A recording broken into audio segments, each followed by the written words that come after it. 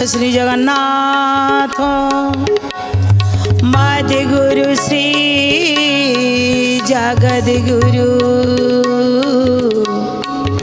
ममात्मा सर्वभूतात्मा तस्मै श्री गुरवे नमः।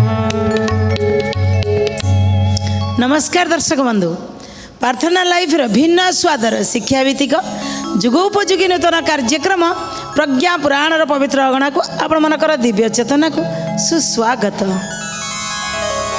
दर्शक बंधु, आज शुणा योग्यता थिले सम्मान मिले। आज्ञा किए कहला योग्यता थिले सम्मान मिले बोली? मिलबनी ना, जदि आपण पाखे टंका नहीं तो सम्मान भी नहीं। योग्यता किए देखते नहीं, माने टंका थिले सम्मान मिलिबो। आज्ञा योग्यता थिले जदि टंका नहीं ता माने सम्मान मिलिबो किछि मिलिबो नहीं ना। जेते सम्मान कमै थाओ केही देबेनी ना ना ना ना, ये गोटाई कथारे अवश्य गोटे साइड रे तुम्हें चलीच, किंतु जदि आपण पाखे प्रतिभा बा योग्यता अच्छी एमिति कौनसी लोक जेते चापिबा चेष्टा कले किंतु आपण निश्चित सफलता पाइबे, सम्मान पाइबे। किए कहला आज को सुंदर कथाटी अच्छी।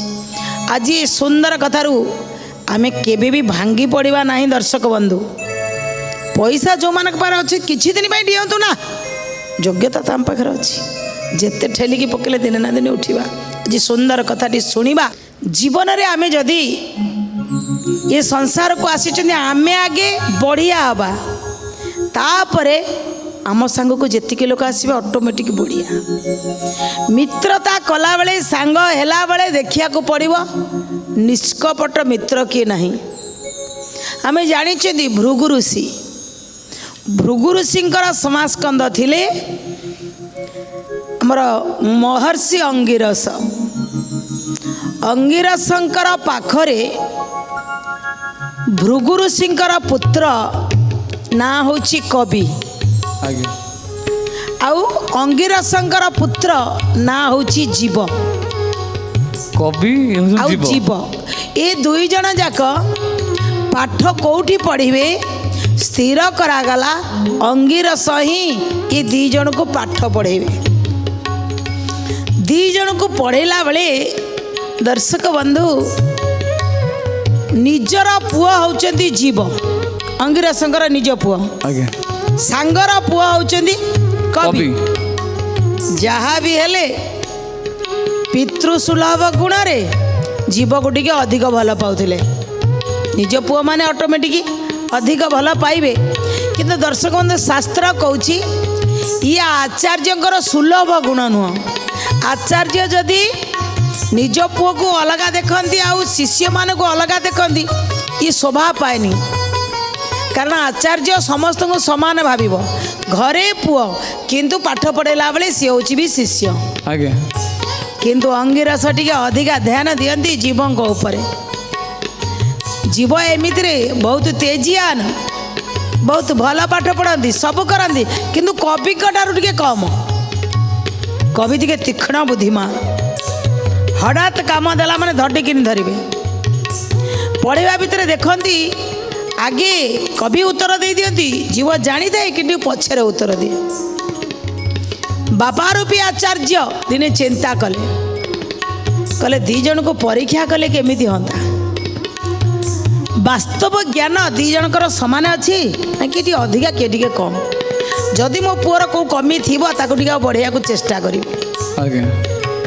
दर्शक बंधु, बेले बेले शिक्षक गुरु जहाँ को कहा जाए आचार्य, जे आचरण रे सिद्ध।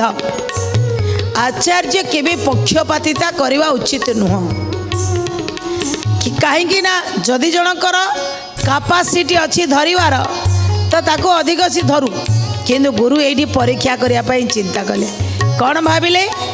दुही को परीक्षा करिवा, दुही का ज्ञान को मापिवा, दुही का ज्ञान को मापिवा, दुही का ज्ञान को मापिवा। पवन ठु गति प्रखर बेग ही अछि टिकार, बेग ही अछि टिकार, ଗହି ଅଛି ଟିଗାହାର।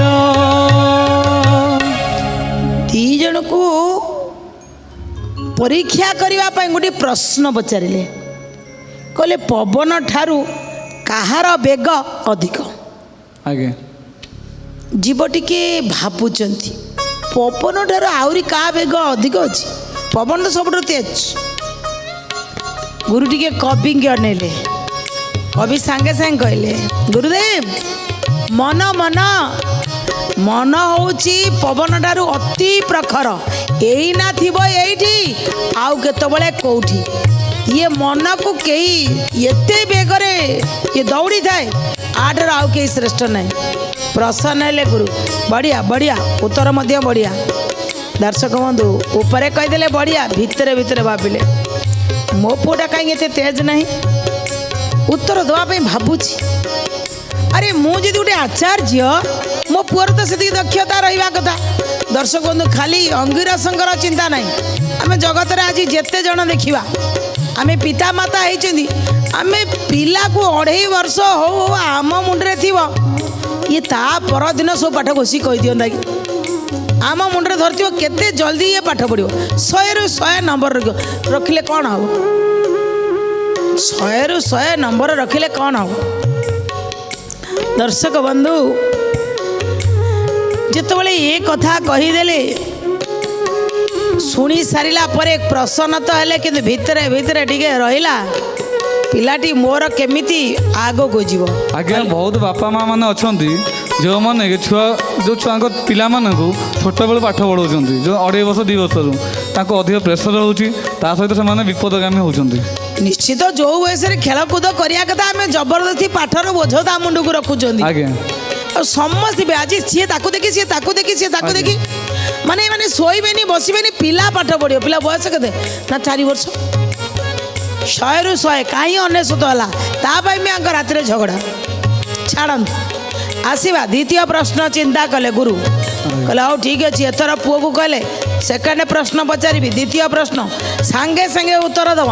ଦ୍ୱିତୀୟ ପ୍ରଶ୍ନ ପଚାରିଲେ, କହିଲେ ଇଏ ପୁରା ଜଗତକୁ କିଏ ଢାଙ୍କିକି ରଖିଛି? ପୁରା ଜଗତକୁ କିଏ ଢାଙ୍କିକି ରଖିଛି? ଭାବୁଛନ୍ତି ଜୀବ, ଏଡ଼େ ବଡ଼ ଜଗତ, ଆକୁ କିଏ ଢାଙ୍କିବ? ଏମିତି କ'ଣ ଘୋଡ଼ଣୀ ଅଛି ମାନେ କିଏ ଢାଙ୍କିକି ରଖିପାରିବ? ଭାବୁଛନ୍ତି ସୂର୍ଯ୍ୟ, ନା ସିଏ ତ ପଳେଇବେ।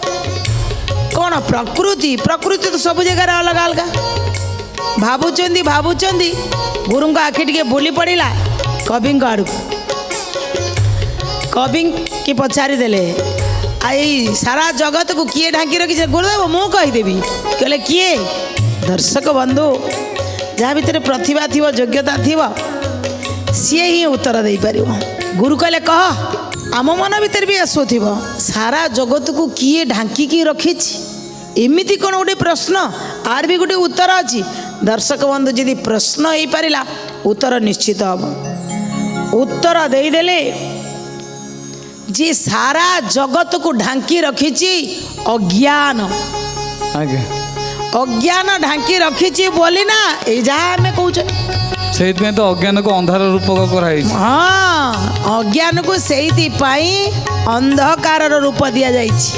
କାରଣ ଅନ୍ଧାର ଯଦି ଅଛି, ଆପଣ ଆଖି ଥାଇକିରି ବି କିଛି ଦେଖିପାରିବେନି। ଯେପର୍ଯ୍ୟନ୍ତ ଆପଣଙ୍କ ପାଖରେ ଅଜ୍ଞାନ ଅଛି, ଆପଣ ଜ୍ଞାନ ପାଇବେ କେଉଁଠି? ସାରା ଜଗତକୁ ଅଜ୍ଞାନ ରୂପୀ ଅନ୍ଧକାର ହିଁ ଢାଙ୍କିକି ରଖିଛି।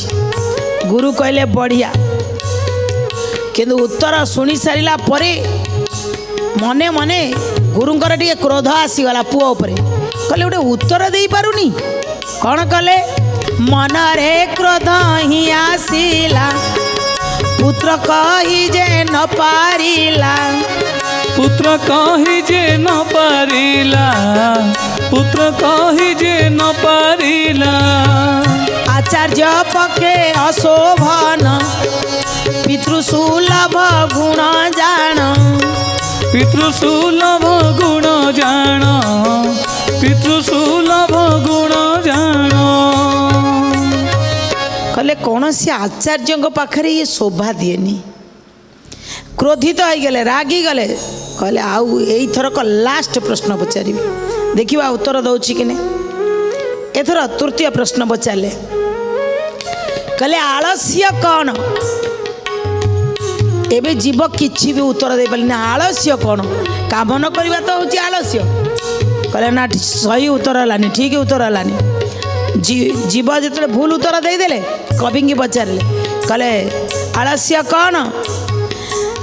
ନା ଧର୍ମ ନ କରିବା ହିଁ ହେଉଛି ଆଳସ୍ୟ।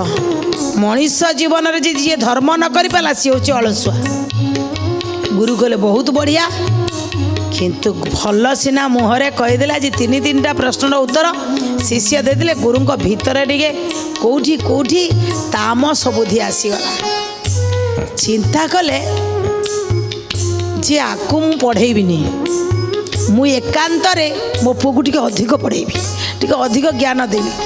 ସେଥିପାଇଁ କ'ଣ କଲେ ଦର୍ଶକ ବନ୍ଧୁ, ଗୁରୁ ଯିଏ କେବେ ହିଁ ଏମିତି କରିବା କଥା ନୁହେଁ, କିନ୍ତୁ ଯିଏ ଗୁରୁ ସିଏ କ'ଣ କରୁଛନ୍ତି, କହିଲେ ଆକୁ ସବୁବେଳେ କାମରେ ଲଗେଇବି। ଯେତେବେଳେ ପାଠ ପଢ଼େଇବା ସମୟ ଅନ୍ୟ ଶିଷ୍ୟମାନେ ଆସି ବସିବେ, ଏଇ ସମୟରେ ଜୀବ ବସିବ ପାଠ ପଢ଼େଇବେ। ସେ ସମୟରେ କହିବେ କବି ଗଲ ଗଲ ଆଶ୍ରମ ପାଇଁ ଟିକେ କାଠ ନେଇ ଆସିବ। ସେ ଯେମିତି କାଠ ପାଇଁ ପଳେଇବି ପିଲାଙ୍କୁ ପାଠ ପଢ଼େଇବେ। କହିବେ ଗଲ ଟିକେ ଗୋଶାଳା ଟିକେ ଦେଖିଦେଇ ଆସିବ। ସେ ଯେମିତି ପଳେଇବି ପାଠ ପଢ଼େଇବେ। ଆସି ପିଲାଙ୍କୁ ପଚାରିବେ କ'ଣ ପଢ଼ା ସରିଗଲାଣି? କହିଲେ ହଁ। ଗୁରୁ ମୋତେ ପଠେଇ ଦେଇକିରି କ'ଣ ପାଇଁ ପାଠ ପଢ଼େଇଲେ? ଗୁରୁଙ୍କ ମନ ଭିତରେ ଥିଲା କ'ଣ? ଗୁରୁଙ୍କ ମନରେ କ୍ଷୋଭ ଆସିଲା, ତାମସ ବୁଦ୍ଧି ଲଗାଇଲେ ଭଲା। ତାମସ ବୁଦ୍ଧି ଲଗାଇଲେ ଭଲା, ତାମସ ବୁଦ୍ଧି ଲଗାଇଲେ ଭଲା। ସବୁ ଶିଷ୍ୟଙ୍କୁ ପାଠ ପଢ଼ା ବେଳେ କବି ଆଶ୍ରମ କାମ କରୁଥିଲେ। କବି ଆଶ୍ରମ କାମ କରୁଥିଲେ, କବି ଆଶ୍ରମ କାମ କରୁଥିଲେ। ତାମସ ବୁଦ୍ଧି ଆଶ୍ରମ କାମ କରୁଥିଲେ, କିନ୍ତୁ ବୁଦ୍ଧିମାନ ପିଲା ଯୋଗ୍ୟତା ଅଛି। ମନେ ମନେ ଭାବିଲେ ଗୁରୁ କ'ଣ ମୋ ଉପରେ କ୍ରୋଧିତ ହୋଇଛନ୍ତି ନା କ'ଣ? ଆରେ ପାଠ ପଢ଼ା ସମୟରେ ମୋତେ ଆଶ୍ରମର କାମଟା ଦେଇ ଦେଉଛନ୍ତି। ଦିନେ ଆସିଲେ କହିଲେ ଗୁରୁଦେବ କ'ଣ ମୋ ଉପରେ ରାଗିଛନ୍ତି କି? ଆପଣ କ'ଣ ପାଇଁ ମୋତେ ପାଠ ପଢ଼ା ସମୟରେ କାମ କରିବାକୁ ପଠାଉଛନ୍ତି ଆଶ୍ରମ କାମ? ଗୁରୁ କହିଲେ କ'ଣ ସନ୍ଦେହ କରୁଛ? ଆରେ ତମେ ଗୁରୁଙ୍କୁ ବି ସନ୍ଦେହ କରିବ? ତୁମେ ତ ସାହସ କମ ନୁହଁ। ଶିଷ୍ୟ ହେଇ ଯିଏ ଗୁରୁ ନିନ୍ଦା କରିବ ନର୍କକୁ ସିଏ ଯିବ। ତୁମେ କ'ଣ କରୁଛ?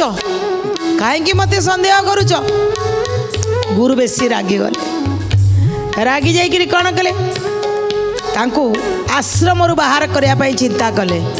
ଗୁରୁଙ୍କୁ ସନ୍ଦେହ କରୁଛ, ପକ୍ଷପାତ ବୋଲି ଭାବୁଛ, ପକ୍ଷପାତ ବୋଲି ଭାବୁଛ, ପକ୍ଷପାତ ବୋଲି ଭାବୁଛ।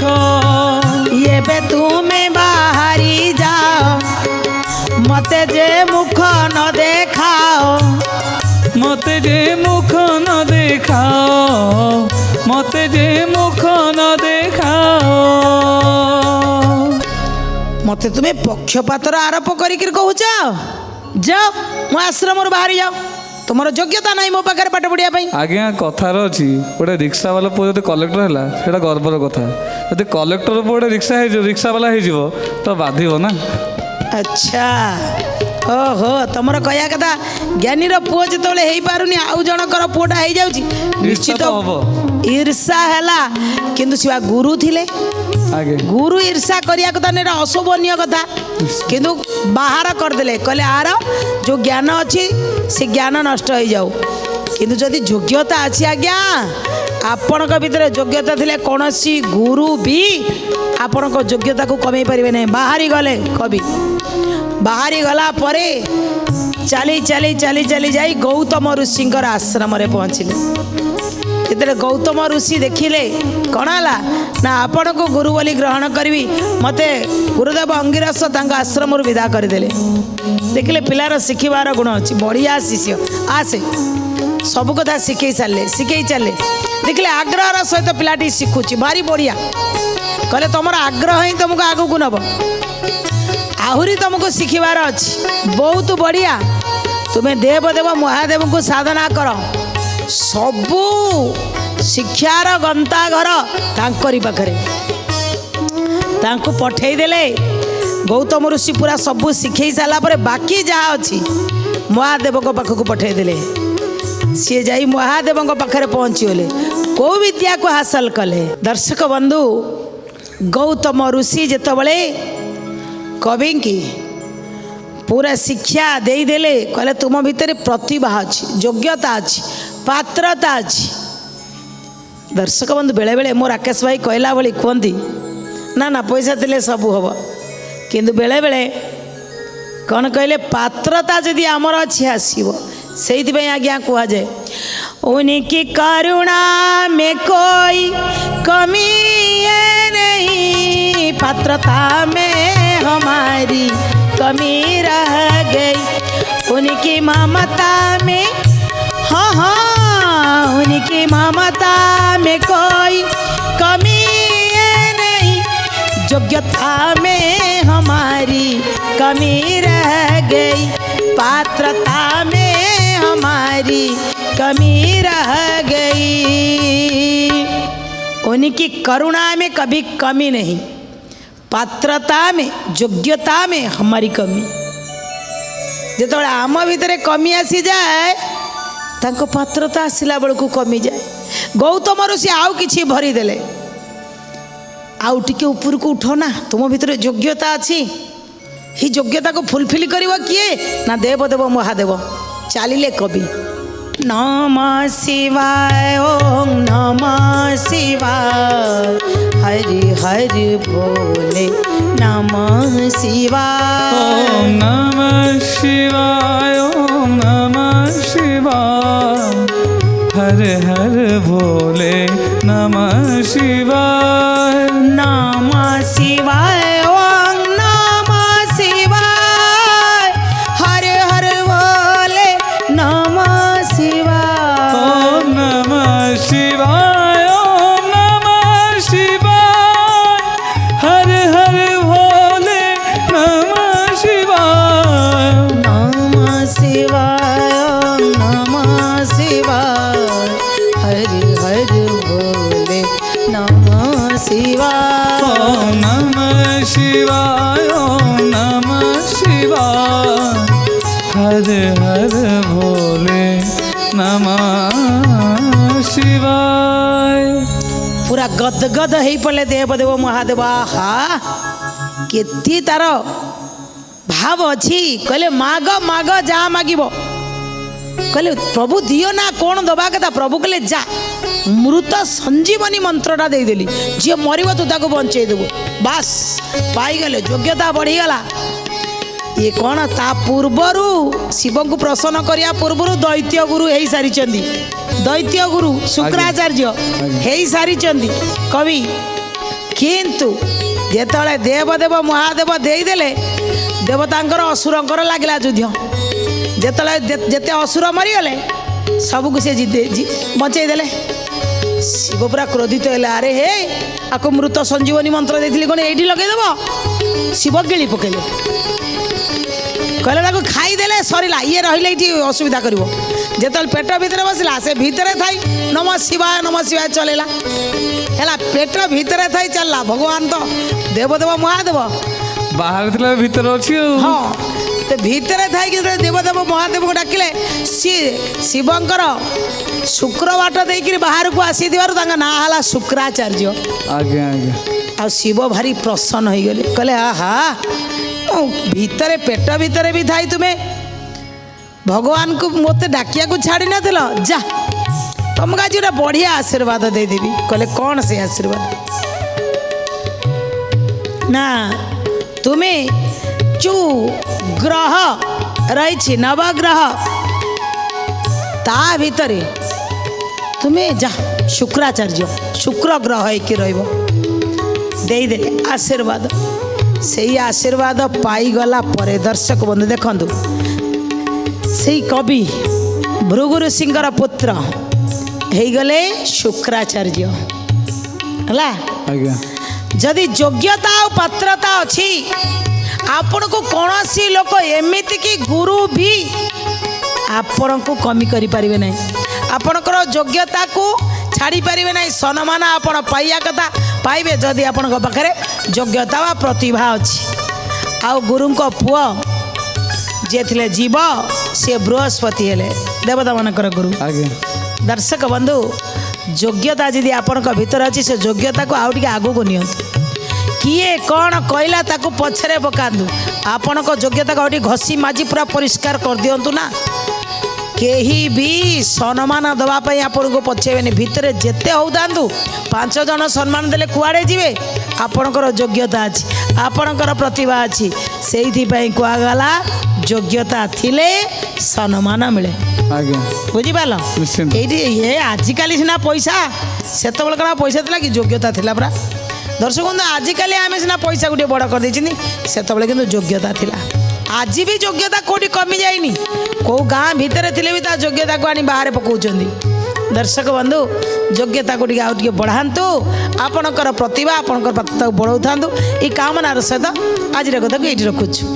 ସୁଖ ବସାନେ ଚିଦମି ବସାରଂ ଦୁଃଖ ବସାନେ चिदमी बगीयम देह बसाने चिदमी वजाप्यम गोविंद दामोदर माधवेति गोविंद दामोदर माधवेति श्री कृष्ण गोविंद हरे मुरारे हे नाथ नारायण वासुदेव जिह्वे पिबस्वामृतमेतदेव गोविंद दामोदर माधवेति गोविंद दामोदर माधवेति गोविंद दामोदर माधवेति। विदाय नवा पूर्व से अमूल्य कथाटी बापा माँ को सेतबले खुशी मिले जेतेबले तांकर जन्म करिथिबा संतानटी बहुत चरित्रवान आदर्शयुक्त बहुत बढ़िया होता है। जीवन में आठार बोधे आ कौन गौरवर कथा न थाए। दर्शक बंधु बापा माँ को जितेबाला शुणी दियंती मो पुओ बढ़िया काम करछि गर्वर छाती चौड़ा हो जाए। तेणु सबुबले बापा माँ शिर को उच्चा करने आपण भी चरित्रवान हूँ। ये कामनार सहित रोचु। नमस्कार। श्रीमद् प्रज्ञा पुराणाय नमो नमः।